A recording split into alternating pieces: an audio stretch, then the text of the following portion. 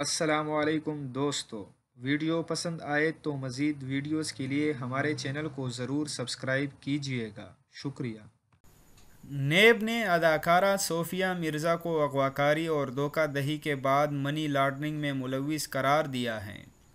ایان علی کے بعد ایک اور اداکارہ منی لانڈرنگ کیس میں ملوث قرار پائی گئی ہیں۔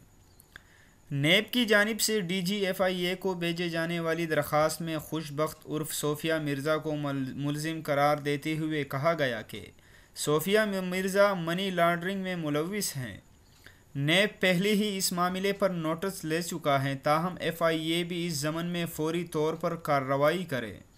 نیب کی جانب سے جاری درخواست میں واضح طور پر اداکارہ صوفیہ مرزا کے خلاف کارروائی کرنے کا مطالبہ کیا گیا ہے۔ واضح رہے، متعدد ڈراموں میں کام کرنے والی صوفیہ مرزا 2 سال قبل بھی فراڈ اور اغواکاری میں بھی ملوث قرار پائی گئی تھی۔